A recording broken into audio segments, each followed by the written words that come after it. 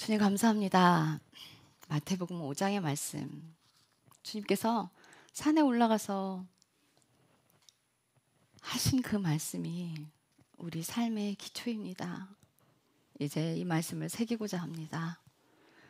마태복음 5장에 있는 그 말씀이 생명의 말씀임을 기억하고 팔복이 진정한 복이고 하나님께 가려면 누구나 다 그 팔복을 거쳐야 함을 기억하게 하시며 정해진 사람만 가는 것이 아니라 영원한 생명으로 인도하는 그 사람들은 모두가 다 팔복 안으로 들어가야 되는 것을 알고 그 축복 안으로 스스로 허락하여 하나님께서 일해 주시기를 허락하는 사람 되기를 기도합니다. 말씀이 마음밭에 떨어져서 온전한 열매를 맺으며 삶이 변화하여 좋은 열매를 맺는 나무가 되기를 또한 축복합니다. 감사드리며 예수님의 이름으로 기도했습니다. 아멘. 자, 오늘 말씀은요. 세상의 빛과 소금이라는 주제를 가지고 말씀드릴 텐데 한 장씩 나가기는 좀 버거워요. 이게 이 빛에 대한 설명은 좀 세부적으로 설명이 들어가줘야 하는 부분이라 마태복음 5장 13에서 16절까지만 자, 4절밖에 안 돼요. 그죠? 그래서 이거는 다 함께 읽었으면 좋겠습니다.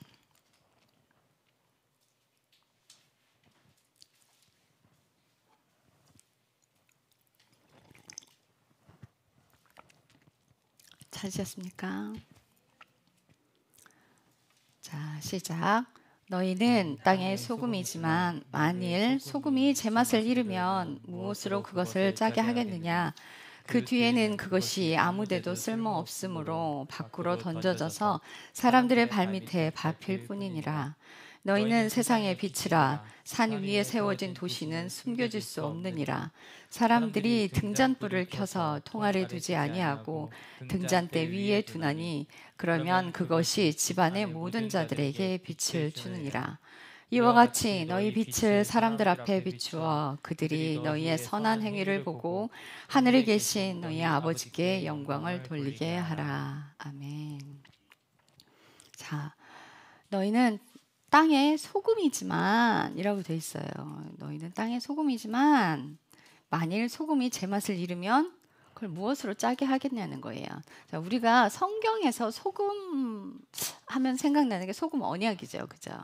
이 소금 언약이 민수기 18장 19절에 나와 있어요. 하나님께서 이스라엘 백성들을 출애굽시키시고 그들을 데리고 나와서 하나님의 법을 주셨어요. 자, 국가가 생기려면 먼저 뭐가 있어야 되냐면 땅이 있어야 되고 주권이 있어야 되고 법이 있어야 돼요. 그죠? 자, 나라가 생기면 법이 생겨요. 근데 하나님 나라에 살면서 하나님 나라의 법을 모르면 그 나라 백성이 될 수가 없겠죠. 알았다면 지켜 살아내야 할 거예요. 자, 이스라엘 백성들을 출애굽시켰어요. 자, 백성들은 있어요. 그죠? 땅은 하나님이 약속해 주신 땅이 있어요. 근데 그 땅과 하나님이 이제 어떻게 살아라 하고 그 주신 법 때문에 국가가 형성이 됐습니다. 그래서 그들에게 하나님께서 법을 주시는데 그 법이 언제부터 시작됐냐면요. 사실은 창세기에서부터 있어요. 있어요. 자, 근데 자세하게 우리 눈에 들어오기 시작한 건 출애굽시기에 이집트에서 하나님께서 어린 양을 잡아서 먹고 피는 문설주에 발라라 하는 그 시기부터 이스라엘 백성들에게 법이 하나하나 만들어지기 시작했어요. 이것은 너희가 영원히 지킬 나의 규례니라. 너희들의 절기니라 하셨어요? 아니요, 나의 법이다. 나의 절기, 하나님의 절기. 이스라엘 백성들만 지켜야 하는 게 아니라 하나님의 절기. 자, 그 하나님의 교회가 저걸 하죠? 초막절? 장막절. 장막을 이유로 왜? 교회가 그것을 지키지 않으니까. 무엇 때문에? 성경에 나와 있거든요. 그러니까 이제 교회에 있는 사람들을 끌어들이기 위해서는 진리를 가지고 그들을 꼬드겨야 하는데 교회가 하지 않는 것들을 건드리면 되지. 그래서 그들이 쥐고 흔드는 게 그거예요. 그렇다고 그들이 한다고 우리가 안 하느냐. 하나님이 영원히 지킬 내 규례니라 하셨는데 사람이 만든 것을 지킬 것이냐. 좀 고민해봐야 될 문제예요. 그죠? 고민해봐야 될 문제예요. 우리가 무시할 부분은 아니에요. 그래서 물론 이걸 지킨다고 영원한 생명으로 가지 않아요. 이걸 지킨다고 영원한 생명으로 가지 않아요. 그러나 하나님을 사랑하게 되면 아, 이게 걸리네? 라는 게 이제 하나하나 알아지게 되는 것들이 있어요. 그래. 자, 그래서 이들이 하나님의 법이 주어지기 시작하면서 그 법을 지키기 시작했는데, 자, 소금 언약이라는 부분을 설명하기 위해서 여기까지 왔어요. 민수기 18장 19절 한번 찾아봅시다. 민수기 18장 19절.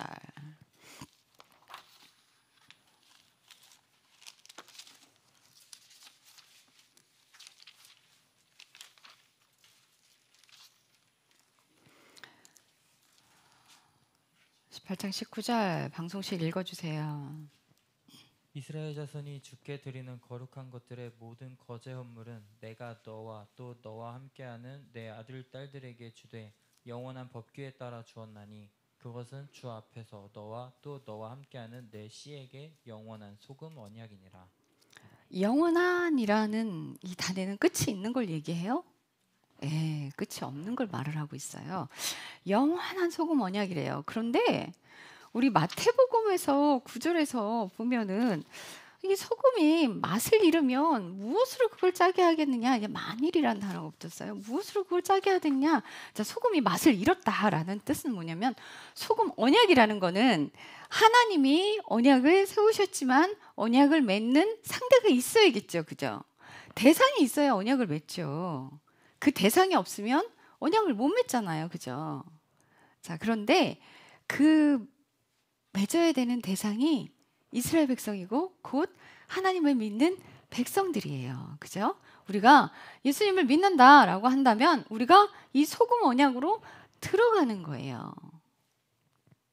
하나님의 백성은 이스라엘 백성을 지칭하는 게 아니라 예수님께서 이 땅에 오셔서 이스라엘 유대인과 이방인을 하나가 되게 하셨어요. 막힌 담을 하시고, 그래서 하나님의 백성이다라고 말을 하는 건 이스라엘과 이방인의 연합이며 이스라엘 사람들도 예수를 믿고 순종하면 하나님의 백성이 되는 거고 이방인은 우리도 하나님을 사랑해서 그분의 명령대로 산다면 하나님의 백성이 되는 이 모든 사람들이 함께 가져가야 할 언약이 이 소금 언약인데요. 자, 그런데 어떻게 하면 맛을 잃을까? 어떻게 하면 맛을 잃게 될까요? 그러면 밖에 버려지게 된대요. 그냥 사람들의 발에 밟히게 될 뿐이라고 이야기를 해요. 자, 에스겔서 17장 18절과 19절에 보면 이스라엘 백성들이 언약을 어김으로 그 맹세를 멸시하고 그 악한 일을 행해서 도피하지 못하리라. 아, 너희가 도망가지 못할 거야. 그러면서 주 하나님이 어떻게 말씀하시냐면 내가 살아있음을 두고 맹세하노니 하나님의 명령을 멸시했기 때문에 내 맹세를 하나님께서 맹세하신 그 언약을 멸시했기 때문에 그가 어긴 내 언약으로 바로 그것 때문에 내가 반드시 그의 머리에 갚으리라. 뭐 그냥 깨지는 정도가 아니라 그의 머리 위에 심판으로 갚겠다는 거예요. 자, 그러면 하나님과 이스라엘 백성이 소금 언약을 맺었는데 영원한 언약이라고 했단 말이에요. 그런데 이걸 깨트리는 장본인들이 누군 거예요? 불순종하는 사람. 하나님은 깨트리고 싶지 않아요. 그러니까 언약을 깨트리시는 게 아니라 그 사람을 심판하시겠다는 거예요. 언약을 깨트리는 것이 아니에요. 여러분, 제가 사랑 정말 많이 말씀드려요. 사랑, 하나님의 범죄하는 사람, 교만한 사람도 그냥 품어주시고 그냥 오냐오냐 해주시는 게 사랑인가요? 아닙니다. 거룩하지 않은 건 사랑이 아닙니다. 하나님이 야단치지 않으신다고요? 아닙니다. 순종하고 가는 자녀들은 혼도 납니다. 혼도 나요. 내 자식인데 어떻게 똑바로 하기 위해서 하나님이 야단 안 치시겠어요? 애기한테는 야단 안 쳐요. 우리 갓난아이 야단 쳐요?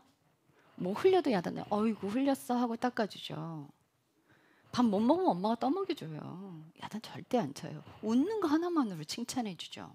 그런데 성장하면 7, 8살 됐는데 아이가 자기가 밥을 안 먹으려고 그래. 그럼 엄마 어떻게 해요? 어떻게 해? 계속 떠먹여줘요? 청년이 돼도 어른이 돼도 떠먹여줘요? 어떻게 해? 야단칩니다. 네가 컸으면 이제 네가 네 손으로 밥을 먹어야지. 엄마가 언제까지 쫓아다니면서 입에 넣어줄까? 그런 말 안 해요? 하죠. 커야 하면 삶을 고쳐 살아야 되고 부모는 야단치게 돼 있어요. 하나님도 마찬가지예요. 성장해야 되는 자녀에게는 야단치시고 죄를 자꾸 들춰내십니다. 제가 언젠가 이런 말씀을 드린 적이 있어요. 저만큼은 회개 많이 하는 사람 없을 겁니다. 회개는 어떤 사람이 하는 줄 아세요? 자신의 죄가 보이는 사람만이 할 수 있어요.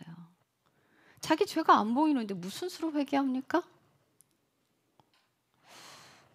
오늘 빛에 관한 얘기를 해요. 그래서 제가 이 말씀을 드려요. 제가 예전에 백화점 다닐 때 굉장히 셌어요. 그래서 매니저 역할을 오래 했고 그 일들을 오래 해왔고 그러니까 그 성질을 그대로 가지고 신학을 하면서 다른 사람 막 정죄하기 시작했어요. 다른 사람들 그 도마 위에 올려놓고 막 난도질했어요. 그게 죄인지도 모르고. 네가 어떻게 그렇게 살아? 그렇게 살면 안 돼. 그렇게 하면 지옥 가. 그런 말도 막 함부로 했어요. 그런데 시간이 한참 지나고 제 모습을 보기 시작하면서 그것이 죄라는 걸 깨닫고 하나님 앞에 엎드리기 시작했어요. 이것이 엄청난 교만이구나. 이것이 죄로구나. 내가 말할 수 있는 자격이 없구나. 그래서 입을 다물기 시작했어요. 하나님의 은혜가 저에게 엄청나게 쏟아지고 성령의 기름 부음으로 인해서 2시간 반씩 필름이 끊겨서 다른 사람들 손에 이끌려서 다니는 일을 겪고 난 뒤에 우리 친정 어머니를 사랑하게 됐고 제 모습이 보이기 시작했고 하나님 앞에 엎드리기 시작했어요. 여러분들 그 전까지 제가 십자가를 거쳐왔습니다. 하나님의 사랑을 놓지 않았기 때문에 하나님께서 은혜를 부어주시고 쏟아부어 주신 거예요. 그리고 명령대로 계속 순종하는 삶을 살아왔지만 제 안에 그 기질이 살아있었던 거예요. 그런데 그 모습을 보게 해주셨어요. 어떻게 해요? 강제적으로? 아니요. 사랑해야 하나님 그 일을 하세요. 내가 온 마음을 들여 하나님을 사랑할 때 하나님은 나의 죄를 들추시는 작업을 하십니다. 그래서 나의 죄를 들추셨는데 그걸 보고 회개하기 시작하고요. 제 초등학교 그 소꿉친구들이 있어요. 그 친구 집에 놀러 갔는데 한 친구도 같이 와 있었어요. 근데 그 친구가 저한테 뭐라고 그러냐면 너는 교만하고 오만하며 표독스럽다고. 내 교만하기 짝이 없다고 말하는 거예요. 근데 그 얘기를 딱 듣는데요. 제가 진짜 그랬어요. 제가 정말 그랬어요. 그냥 그 친구의 말이 맞았어요. 그래서 그 자리에서 미안해. 내가 그랬어. 잘못했어. 여러분 제 마음에 화가 나지 않았어요. 제가 정말 그런 존재였거든요. 화가 난다라고 하는 건 내 모습을 보지 못한다라고 하는 거예요.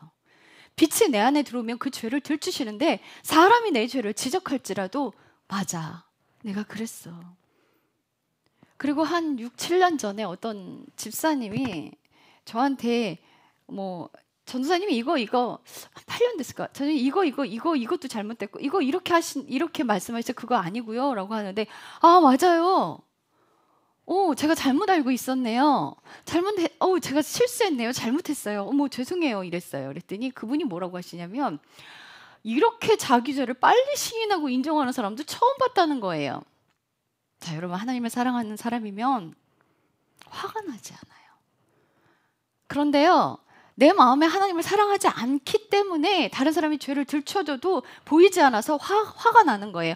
여러분, 만약에 내가 내 죄를 못 보는데 다른 사람이 나의 것을 건드리잖아요. 그럼 어떻게 되는지 알아요? 야, 너는 잘못한 거 없는 줄 알아? 자기 거 절대 인정 안 합니다. 남의 거 건드리기 시작해요. 이제 상대 걸. 이게 하나님을 사랑하지 않는 자의 모습이에요. 싸우자고 덤벼요. 절대 자신의 죄 인정하지 않습니다. 하나님을 사랑하는 사람은 누군가가 자신의 보지 못한 모습을 건드렸을 때 그냥 인정하게 돼 있어요. 뭐 때문에? 보이니까. 근데 교회 담임 목사님은 성도들의 잘못, 저거 넘어가면 이제 큰일 나겠다, 저거 건드려지지 못하면 사탄의 밥이 되겠구나 해서 제가 한 번씩 이렇게 얘기해 주는 때가 있어요. 겪으셨을 거예요. 그럴 때 그 죄 인정하는 사람, 그가 축복받은 사람입니다. 그거 인정하지 못하면요, 거기서 걸려 넘어져서 빠져나오지 못해요. 하나님은요, 야단치려고 그러시는 거 아니에요. 고쳐주려고, 회개하고 삶을 고쳐 살라고 하시는 거예요. 그거 걸리면요, 하나님의 음성 들어오는 게 아니라 사탄의 음성 들어와요. 이게 이 하나가 하나로 끝나지 않아요. 그 다음 죄를 물고 들어가고 그 다음 죄를 갖고 들어가요. 계속 쌓입니다. 이 해결되지 않습니다.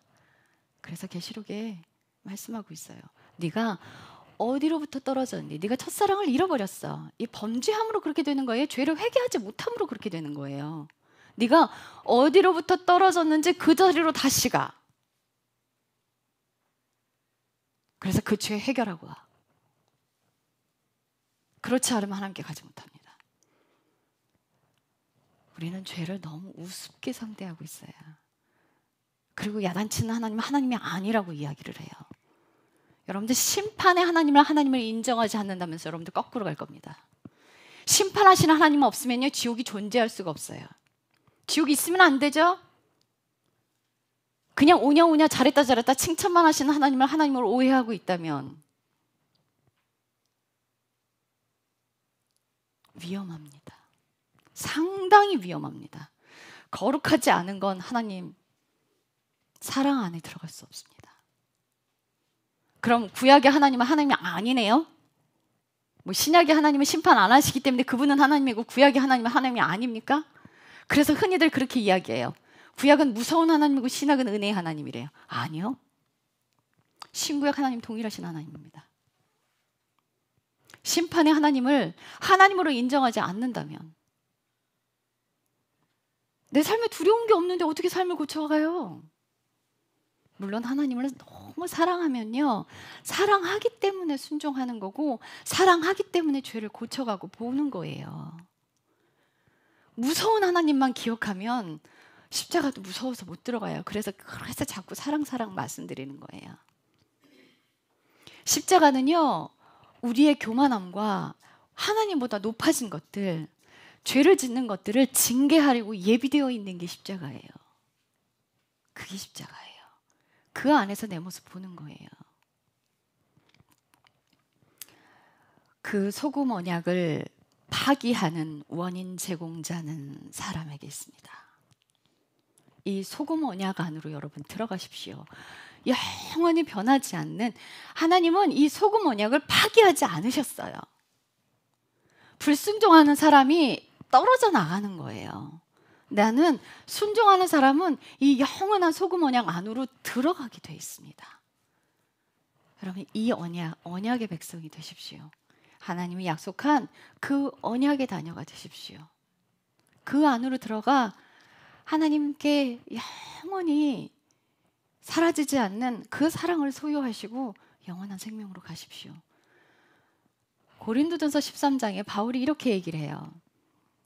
믿음과 소망과 사랑은 영원할진데 그 중에 제일은 사랑이라. 예, 하나님의 사랑은 본체이십니다. 사랑은 하나님의 본체예요. 하나님의 정체성은 사랑이에요. 이 사랑 안에 믿음과 소망이 있습니다. 이 사랑 안에 하나님의 생명이 있습니다. 하나님의 이 정체성 안에 생명이 있습니다. 하나님은 사랑이시기 때문에 자신의 독생하신 하나밖에 없는 아들을 제물로 내어주신 거예요. 그 사랑이 본체시기 때문에. 하나님의 정체성 사랑입니다. 우리가 하나님의 자녀라면 그 사랑하는 삶을 살아내고 있을 겁니다. 살아내고 있을 거예요. 자, 호세아서 4장 6절에 가면 제가 읽겠습니다. 백성이 지식이 없음으로 망하는도다. 내가 지식을 거부함으로 나도 너를 거부하여, 이건 버린다는 뜻이에요. 내가 나를 위한 제사장이 되지 못하게 할 것이요 내가 내 하나님의 율법을 잊었으므로 나도 내 자녀들을 잊으리라. 하나님의 소금 언약은 영원해요. 그 소금 언약에서 내가 너를 잊어버릴 거야. 내가 너와 약속한 그 약속을 지키지 않을 거야. 왜? 누가? 네가 먼저 지키지 않았기 때문에. 네가 먼저 불순종했기 때문에. 하나님께서 내게 뭘 이루어 주시겠다 말씀하시면 그것만 붙들고 있어요. 나는 불순종하면서. 이루어지지 않습니다. 왜 예언 좋아해요? 주님께서 뭘 이루어 주신다, 뭘 해주시겠다 약속하는 것들을 사실은 예언이라고 말을 하는데요. 예언이라고 하기보다는 사실상은 대언이라고 말씀드리는 게 옳아요. 하나님의 대언은 예언만 있는 게 아니에요. 그 사람을 책망하기도 하고요. 그 사람을 위로하기도 하고 그 사람에게 네가 모르고 있는 부분은 이게 있다라고 말씀하실 때도 있습니다. 이게 하나님의 대언. 그 대언 안에 미래의 것들도 말씀하기도 하십니다. 그런데 내가 불순종하는 삶을 살면 그 미래의 것은 이루어지지 않습니다. 그 일을 하나님께서 한 달 뒤에 하신다고 하셨을지라도 그 일은 이루어지지 않습니다. 내가 순종하지 않는다면. 그러면 사람은 어떻게 해요? 자기가 그 일을 이루려 들어요. 제가 어떤 한 중고등학생 정도 됐을 때예요. 초등학교? 그 아이가 게임을 정말 많이 하는 아이였어요. 그런데 그 아이한테 가서 그랬어요. 게임을 끊어라. 네가 나를 사랑하면 게임을 끊게 해줄게. 그리고 공부를 잘하게 될 거야. 이 아이가 정신을 차렸는지 하나님한테 바짝 붙들기 시작했습니다. 성적이 평균이 98점대로 올라갔어요. 게임만 붙들고 있던 아이가. 게임을 손에서 놨습니다. 그 아이가 하나님을 붙들고 매달렸기 때문에 그렇게 된 거예요. 자, 이루어졌어요. 그런데 어느 날 갑자기 그 가정의 부모들도 불순종하고 망가지기 시작했고, 부모들이 망가지면 여러분들 아이들도 망가집니다. 여러분들 부모님들 정신 차리셔야 돼요. 내 아이 나랑 같이 지옥으로 데려가지 않으려면 정신 똑바로 차리십시오. 아이들 때문에라도 정신 차리세요. 부모님이 이상하게 망가지기 시작하시더니 아이들도 망가지기 시작하더라고요. 근데 그 아이에게 예전에 함께 대언한 것들이 있었어요. 그게 뭐냐면 네가 한국의 미디어를 바꾸는 통로가 될 거라고. 근데 나중에 그 아이를 얼핏 봤는데 교만이 어마어마했어요. 근데 이 아이가 대학 갈 시기가 돼서 미디어 쪽으로 학과를 가더라고요. 삶은 불순종인데 하나님 그 일을 안 하세요. 근데 자신이 이루려 하더라고요. 이게 사람의 악한 본질이에요. 나는 순종하는 삶을 살지 않으면서 나는 교만한 삶을 살면서 어떻게 그 일이 이루어질 거라 생각하죠? 내가 불순종했으면 하나님도 그 일을 안 이루시는 거예요.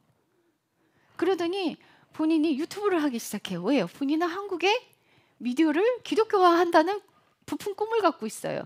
그 일을 이루시는 건 하나님이 하셔야 되는데 본인이 이룬다고 되나요? 그 유튜브 하면 몇 년 했을 거예요? 그거 안 돼요. 그거 한다고 되지 않아요. 우리의 미래는 예수 그리스도께 있습니다. 여러분들의 삶의 목적은 예수 그리스도께 있습니다. 여러분들의 존재의 이유는 예수 그리스도께 있습니다. 여러분들 숨 쉬는 건 예수님 때문입니다. 여러분들의 삶을 살아가는 이유도 예수님 때문입니다. 여러분들의 삶의 목적이 예수님 때문이어야 합니다. 내가 좋은 대학 가기 위해서 교회 찾으세요? 이용하지 마세요. 이용하지 마세요. 하나님 이용하지 마세요. 여러분들 사업 잘 되기 위해서 하나님 찾으세요? 개업해놓고 예배드리죠. 여러분들 예배는 왜 존재해요? 예배 누구한테 드리는 거예요? 개업 예배 왜 드려? 왜 드려요? 무슨 목적이에요? 뭐 때문이에요? 장사 잘 되게 해달라고. 그럼 거기서 벌어들이는 돈 하나님께 전부 드릴 거예요? 본인들 쓸 거잖아. 11조 감사함금만 하면 그것도 잘하는 걸걸요 아마. 그런데 왜 예배 드려요? 하나님께 드리는 거예요죠. 그죠? 돌예배 드리죠. 그 아이 하나님께 드리는 거죠? 맞죠? 맞는 거죠, 그죠? 내 자식 하나님께 드리는 거죠? 그럼 합당합니다. 하나님 뜻대로 드리세요. 그 아이 나중에 키워서 오지 선교사로 내버려서 내가 이 아이를 순교 생명으로 받을 거다. 내어 드릴 거죠? 예, 그럼 그 예배 합당합니다. 여러분 사업장 하나님께 내어 드릴 거죠? 네, 그 예배 합당합니다. 제가 발벗고 쫓아가서 예배 드려드리겠습니다. 이렇게 자꾸 변질돼 있어요, 목적이. 여러분들의 삶의 목적이 예수님이 되세요. 예, 예수님이 되세요. 네, 제 설교가 거슬리시는 분들 있으실 거예요. 이제 유튜브 방송으로 들으시는 분들. 어쩔 수 없습니다. 예배는요, 하나님께 드려지는 거예요. 하나님께 드리세요. 그래서 여러분들 삶도 예배가 돼야 되는 거예요. 자, 하나님은 언약을 파기하시는 분이 아니에요. 내가 떨어져 나가는 거예요. 내가 떨어져 나가는 거. 불순종하는 사람이 떨어져 나가는 거예요. 자, 4절에서 마태복음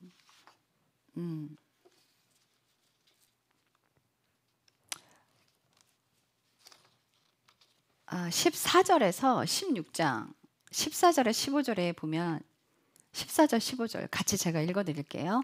너희는 세상의 빛이니라. 산 위에 세우신 도시는 숨겨질 수 없느니라 라고 돼 있어요. 그리고 사람들이 등불을 켜서 통아리 두지 아니하고 등잔대 위에 둔대요. 그게 왜 그러냐면요, 온 집을 밝히기 위해서 등잔대 위에 두죠. 불을 켜서 이렇게 책상 밑에 숨기는 사람 없어요, 그죠? 불을 켰으면 온 집안이 밝게 보이라고 꼭대기에 가장 높은 곳에 올려놔요. 그렇잖아요. 자, 그럼 이 빛의 존재가 무엇일까? 한번 찾아봅시다. 빛이 무엇인지 성경에서 자세히 말씀하고 있어요. 요한복음 1장 4절. 요한복음 1장 4절. 요한복음 1장 4절.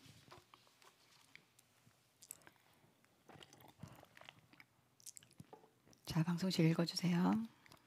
그분 안에 생명이 있었고 그 생명은 사람들의 빛이더라. 이 그분이 누구예요? 예수님이죠. 자, 예수님 안에 생명이 있었는데 그 생명은 사람들의 뭐래요? 예, 빛이래요. 자, 9절 읽어주세요. 9절. 그것은 세상에 들어오는 모든 사람을 비추는 참 빛이었느니라. 네. 빛이 누구래요? 예수님이 빛이래요. 예수님이 빛이래요. 그런데 이 빛이 오셔서 하시는 역할. 예수님이 이 땅에 왜 오셨어요? 무엇 때문에 오셨어요?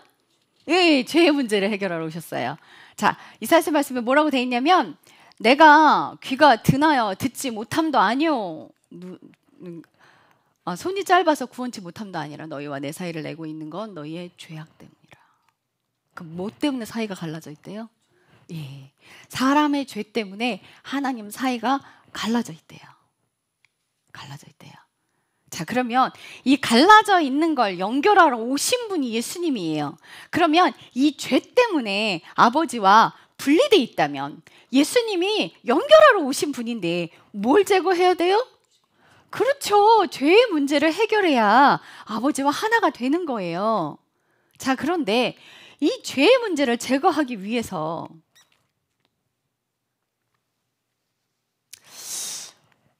우리 주열이 한번 질문해 볼게요.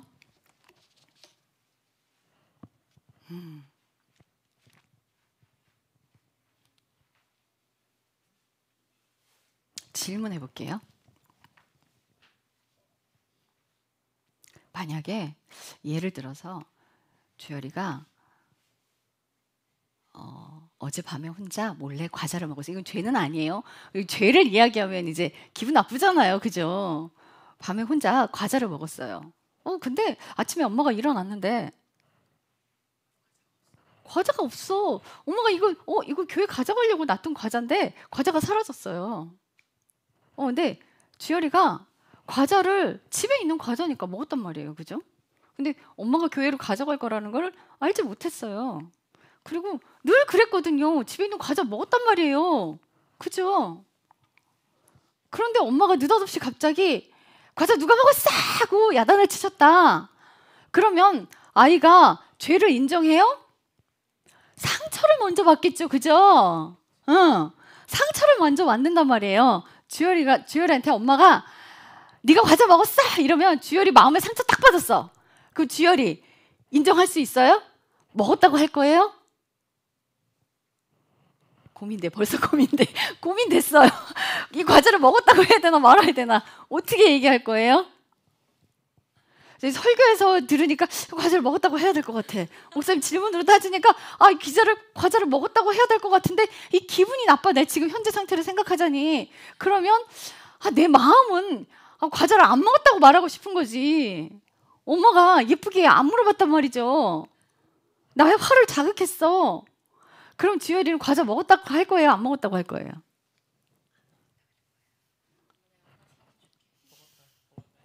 먹었다고 할 거야.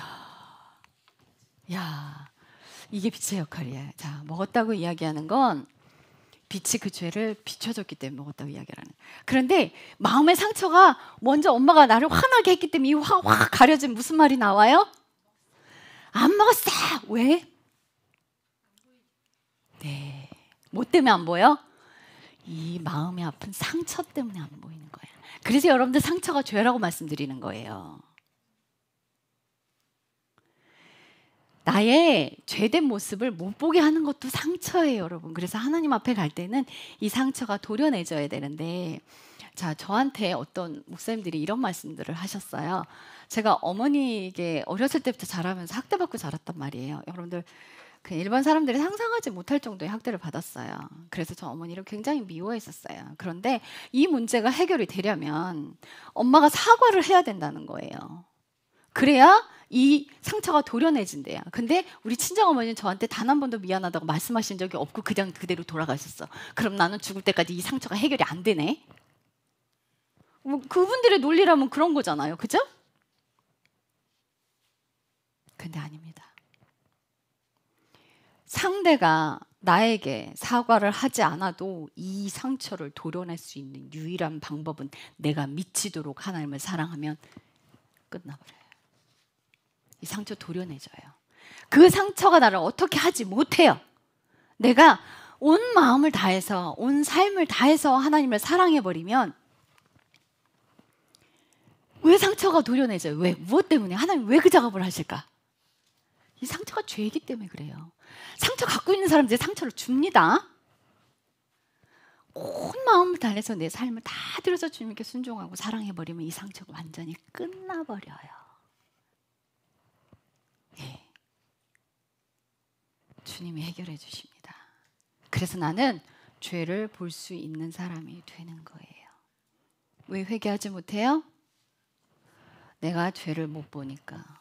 내가 죄를 인정하지 않기 때문에 회개할 수 없는 거예요. 자, 그래서 내가 예수님을 사랑하면 그분이 무슨 역할을 하신다? 야단을 치신다? No. 빛을 막 비춰주세요. 조명하시는 거예요. 무엇 때문에? 네 죄 보라고. 죄 보라고. 그래서 빛을 주시는 거예요. 이 죄의 문제를 해결해야 하는데 그걸 내 스스로 해결할 수 없단 말이에요. 내 안에 상처가 있는 줄도 몰랐단 말이에요. 알아야 상처 있는 걸 알고 하나님께 매달리지. 내가 내 모습이 보여야 이 죄를 고쳐달라고 주님께 매달릴 거 아니에요. 자, 이게 빛의 역할입니다. 그래서 그 빛이 들어오면 우리는 주님께 가까이 갈 수 있게 죄를 회개하는 삶을 살아갈 수 있게 되는 거예요. 이게 얼마나 감사한 일이에요. 그죠? 여러분들 죄가 들춰지는 거 두려워하지 마십시오. 무서워하지 마십시오. 죄가 들춰지는 건 하나님에서 마땅하고 감사한 일입니다. 자, 요한일서 1장 7절 찾으세요. 요한일서 1장 7절. 방송실 얼른 찾아서 읽으세요. 요한일서 1장 7절. 그러나 그분께서 빛 가운데 계신 것 같이 만일 우리가 빛 가운데서 걸으면 우리가 서로 교제하고 또 그분의 아들 예수 그리스도의 피가 모든 죄에서 우리를 깨끗하게 하시느니라. 네, 아멘. 그분께서 빛 가운데 계신 것 같이 우리도 어떻게 하래요? 빛 가운데 걸으래. 자, 빛 가운데 걸으면 우리가 서로 교제하게 된대. 자, 우리 공동체는요, 죄를 못 보고 회개를 안 하면 자꾸 분열이 일어나. 그쵸? 느끼죠? 분열이 일어나는데 분열이 일어났다가도 그 사람이 죄를 회개하잖아요? 그러면 또 서로 품게 되고요. 막 너무 기뻐해서 발 동동동동 굴러요. 그게 기쁜 거예요. 여러분들, 내 모습에 죄를 보게 하나님이 해주셨을 때 내가 죄를 인정하는 것이 용감한 것이에요. 그게 용감한 거예요. 뒤로 숨지 마세요. 핑계대지 마세요. 덤비지 마세요. 싸우자고 덤비지 마세요. 저랑 싸우자고 덤벼요? 싸우자고 덤비면 누가 이겨요? 저 상대가 저한테 싸우자고 덤비면요, 더 이상 말 안 해요. 왜요? 이 사람이 회개할 생각이 없거든요. 그럼 그때부터는 저 입 닫습니다. 그럼 저 그때부터 뭐 하는지 아세요? 그냥 위로해줘요. 왜요? 의미가 없어요. 의미가 없어요. 그럼 그때부터는 그 사람에게 어떤 말도 하지 않습니다. 그냥 평소대로 대화하고 평소대로 친절하게 대해줄 방법밖에는 다른 방법 없습니다. 없어요. 하나님이 야단치시는 건 회개하고 돌아올 자식한테 하시는 거예요. 야단친다라고 하는 건 아직 죄를 야단치면 저 아들이, 저 딸이 회개할 수 있는 기회가 있을 때, 한 번 얘기해도 안 듣고 두 번 얘기해도 안 들으면 뭐로 얘기해요? 말씀 안 하세요. 그때는 말씀 안 하세요. 하나님 말라기 이후로 침묵해 버리셨어요. 말라기 얼마나 험악해요. 그죠? 누가 저 성전문 좀 닫아달래요. 다 썩은 거 갖고 와요. 11조 감사헌금도 안 해요. 이사야서 말라기가 연달아 묶여져 있어요. 이게 시대가 이렇게 떨어져 있는 게 아니에요. 그 이후로 하나님 침묵해 버리시고 예수님 오실 때까지 아무것도 나타나지 않았어요. 하나님을 사랑하지 않는 사랑하는 자녀들이 없을 때는요, 하나님의 말씀이 희귀해져 버려요. 누구 때 그랬어요? 엘리제 세상 때 그랬어요. 엘리제 세상 때 그랬어요. 그래서 그때는 하나님의 말씀들이 희귀했어요.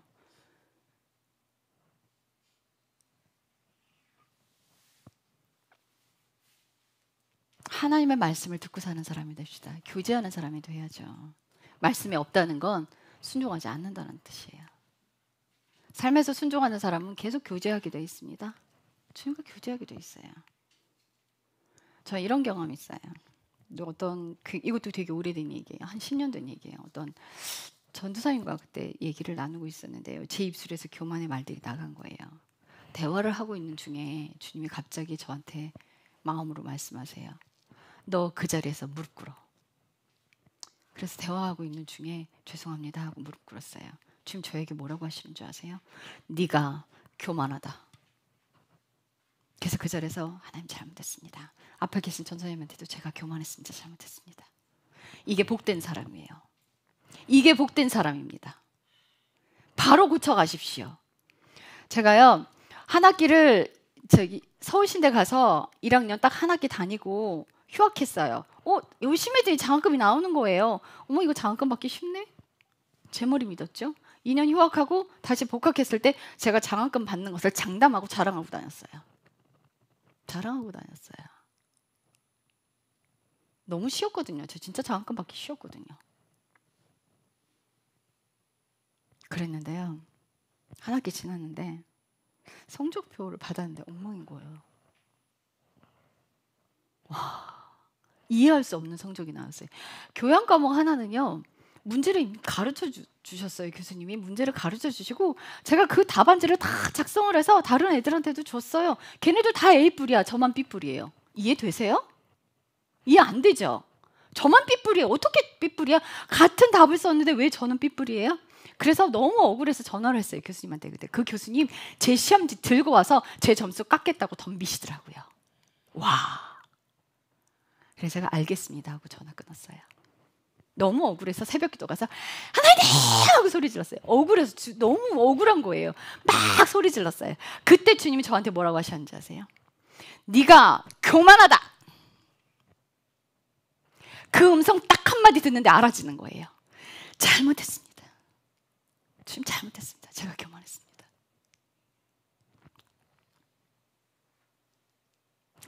알아듣는 사람한테 말씀하세요. 인간이 어떻게 겸손한 사람은 없어요. 자기 죄를 보고 회개하고 내려가는 사람이 겸손의 자리로 가는 거예요. 이렇게 말씀해 주시는 게 아주 대단한 축복이에요. 축복입니다. 자, 요한복음 3장 18에서 21절 이 구절이 가야 명확하게 해명이 돼요. 요한복음 3장 18에서 21절 18에서 21절 방송실 읽어주세요. 눈으로 읽어주세요. 여러분들은. 그를 믿는 자는 정죄를 받지 아니하나 믿지 아니하는 자는 하나님의 독생자의 이름을 믿지 아니하였으므로 이미 정죄를 받았느니라. 정죄의 근거는 이것이니 곧 빛이 세상에 왔으나 사람들이 자기 행위들이 악함으로 빛보다 오히려 어둠을 사랑한 것이니라. 이는 악을 행하는 자마다 자기 행위들이 드러나서 책망을 받을까 염려하여 빛을 미워하며 빛으로 오지도 아니하기 때문이라. 그러나 진리를 행하는 자는 빛으로 오나니 이것은 그가 자기 행위들을 나타내되 그것들이 하나님 안에서 이루어졌음을 나타내려 함이라 하시니라. 아멘. 예, 아멘. 자, 봅시다. 정죄함을 받은 사람들은 독생자 이름을 믿지 않기 때문에 정죄함을 받았는데 그 근거가 뭐라고 설명을 하고 있냐면 빛이 세상에 왔는데 무엇 때문에 자기 행위가 악해서 빛보다 어둠을 사랑한 게 이게 근거에 이렇게 심판받는 행위라는 거예요. 자, 그 이유는 악을 행하는 자들은 자기 행위들이 드러날까봐, 드러나서 책망받을까봐 염려하여 어둠으로 숨어버리는 거래요. 이걸 누가 조장해요? 예, 사탄이 조장합니다.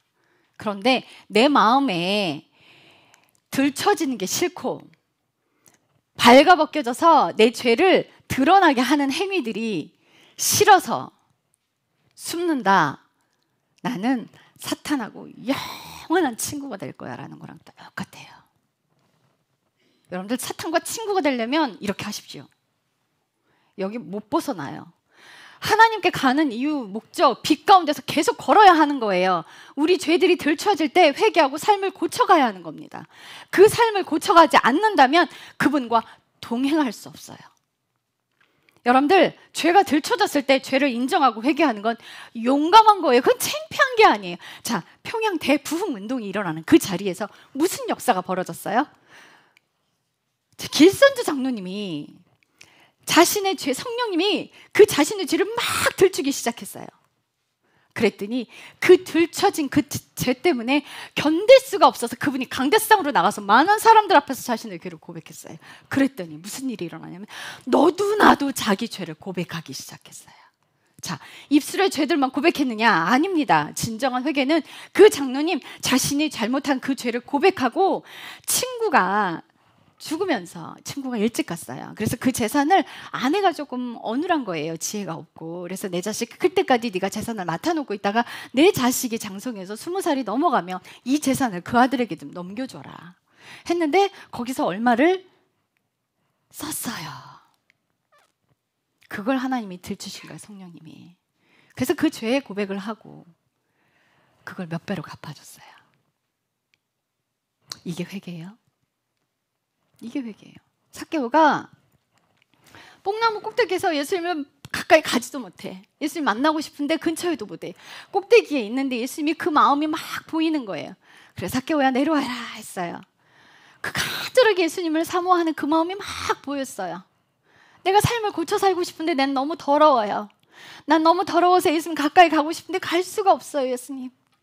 이거 어떻게 하면 좋을까요? 라는 그 마음이 막 보이기 시작했어요. 그래서 예수님, 삭개오야 내려와. 그 따뜻한 그 음성이 내려왔어요. 삭개오가 뭐라고 막 쏟아내면서 고백하기 시작했냐면, 내가 누구에게 토색하거나 훔친 것이 있다면 4배로 갚겠습니다.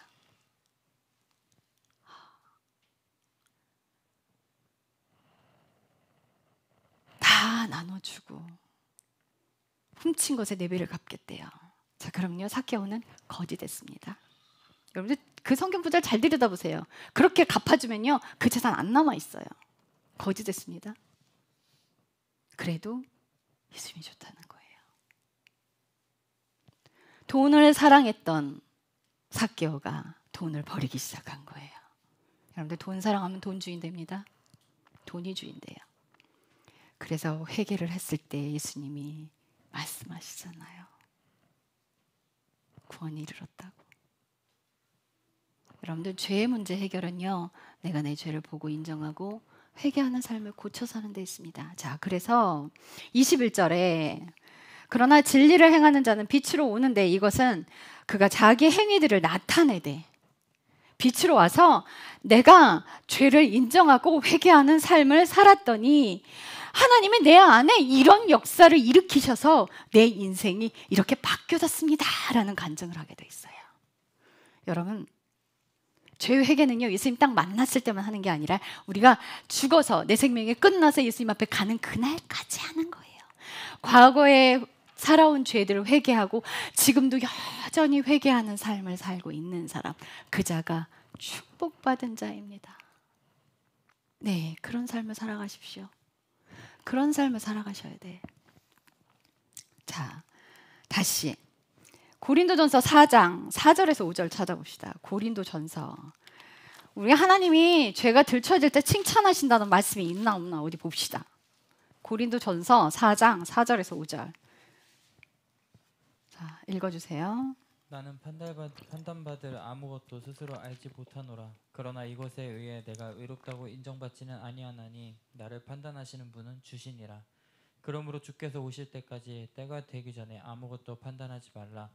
그분께서 어둠에 감추어진 일들을 빛으로 가져가 드러내시며 마음의 의도들을 드러내시리니 그때 각 사람이 하나님께 칭찬을 받으리라. 네. 고린도 교회의 성도들이 사도를 판단하기 시작했어요. 그런데 그 사도가 하는 말이 뭐냐면, 나는 판단받을 아무것도 하지 않았다는 거예요. 여러분들 함부로 목회자들 판단하고 하시는데 그거 하지 마세요. 그거 심판하시는 건 하나님 손에 있어요. 여러분들이 하는 일 아니에요. 그 목사님 내리는 것도 그거 하나님 손에 있어요. 왜 자꾸 여러분들이 그 일을 하려고 들어요? 하나님 꼭대기에 본인들이 하나님이네. 요즘 세상이 이상해졌어요. 물론 목사님들도 잘못한 것들이 있으시겠죠. 그렇지만 그 일을 성도들이 하는 거 아닙니다. 맡기세요. 그 교회 싫으면 나오면 될 거 아니야. 왜 거기서 목사님 끌어내리려고 그래? 나오면 되죠. 하나님 손에 맡기세요. 자, 5절에 보면 그러므로 주께서 오실 때까지 때가 되기 전에 아무것도 판단하지 말라. 그분께서 어둠에 감추어진 일들을 어디로 가져가신대요? 빛으로 가져가서 드러내시는데, 어디에 숨겨진 것까지? 마음의 의도들까지 들춰내신대요. 내 행위로 안 떨어졌어요. 내 마음의 생각들까지도 들춰내서 회개에 이르게 하신다는 거야. 그래서 마음의 것들, 여러분들 행위로 떨어지기 직전에 마음에서 해결하셔야, 마음에서 해결 안 되면 행위로 나오는 거예요. 이 마음에서 죄가 해결이 안 되면 행동으로 반드시 떨어지게 돼 있어요. 그래서 우리의 전쟁터는 이 마음이 돼야 돼요. 마음에서 해결이 돼야 돼요. 그래야 입으로 안 나오고요, 행동으로 안 나와요. 하나님께 칭찬받는 사람이 하나님께서 마음의 의도들까지 들춰냈을 때 그걸 고스란히 내놓고 회개하는 사람이 칭찬하지. 여러분들 돈 많이 헌금했다고 하나님 칭찬하지 않으세요? 착한 일 많이 했다고 칭찬하지 않으세요? 하나님이 칭찬하시는 건 죄를 회개하고 삶을 고쳐가는 사람을 칭찬하시는 거예요. 왜요? 예수님이 이 땅에 오신 이유가 죄의 문제를 해결하기 위해서. 그래야 하나님과 아버지와 하나가 되니까 아버지와 하나가 되게 하기 위하여. 여러분들 죄를 보려고 한다고 죄가 없어지지 않는다고요? 자신의 모습을 보려고 노력해야 하지만 여러분들 마음이 온전히 하나님께 가 있어요. 내 마음이 게임하는 데가 있고, 내 마음이 핸드폰에 잔뜩 가 있고, 내 마음이 노는 데가 있고, 내 마음이 즐겨하는 데가 있고, 내 마음이 차에 가 있고, 내 마음이 돈에 가 있고, 내 마음이 명예에 가 있고, 이런 데 마음 다 갈기갈기 찢어 놓으면 기도해도 안 됩니다. 여러분들 마음을 하나로 모아서 예수님 그분께 드리세요. 그럴 때 내 모습은 자동으로 보여. 그때 빛이 그 역할을 하는 거예요. 제대로 된 빛 가운데 걸으시려면 여러분들의 마음을 정리해서 온 마음을 들여 예수님께 드리세요. 여러분들 내 마음 찢어놓고 있는 거 한 다리 세상에 걸쳐놓고 있는 거예요. 양다리 걸치면 안 된다고요. 절대 양다리 걸치지 마십시오. 그렇게 살면 안 돼요. 결단하십시오. 결단하세요. 여전히 세상에게 육신에 끌려서 육신이 즐기는 것들을 하고 살 것인지, 내가 육신에 즐기는 것들을 포기하고 하나님 안으로 들어와서 결단하고 그 삶을 살아갈 것인지 이제 결정해야 돼요. 양쪽 다 가지고 못 가요. 다 가지고 못 가요.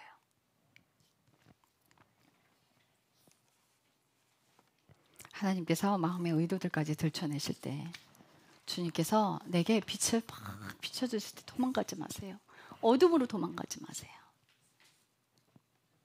회개하고 무릎 꿇으세요. 여러분들 삶을 고쳐가세요. 그래야 주님과 동행할 수 있어요.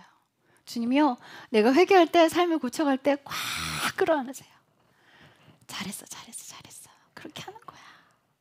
그리고 함께 오세요. 그걸 기뻐하시는 거예요. 그걸.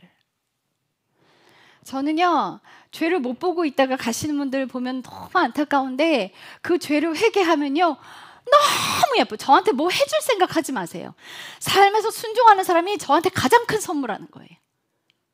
뭐 싸갖고 오지 마세요. 비싼 거 해주지 마세요. 다 필요 없어요. 그 비싼 거 해주고 삶 불순종하면 그 역겨워서 견딜 수가 없어 진짜. 하나님도 똑같아요. 헌금 수천억 수십억 갖다 주면 뭐해요. 삶은 엉망인데. 그거 역겨워요.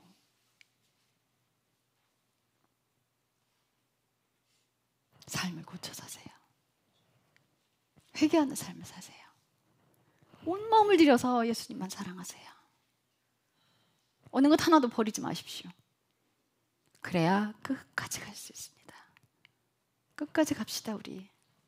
네, 포기하지 말고 끝까지 갑시다. 예수님만 사랑합시다. 아멘. 기도하겠습니다. 주님 감사합니다. 온전한 삶이 되기 위하여 기도합니다. 예수님과 동행하기 위하여 기도합니다. 우리 삶에 온전한 빛이 되어주시기를 원합니다. 주님, 제가 즐기던 것들 싹 다 버리겠습니다. 주님, 제가 재밌어하는 것들 다 버리겠습니다. 예수님 앞에 무릎 꿇고 갑니다. 육신이 즐거워하는 것을 버리겠습니다. 용서해 주세요. 다시는 그 일을 하지 않겠습니다. 용서해 주세요. 오직 예수님께 마음 드리겠습니다. 죄가 들춰질 때 회개하고 돌이키겠습니다. 주님 사랑합니다. 예수님의 이름으로 기도했습니다. 아멘.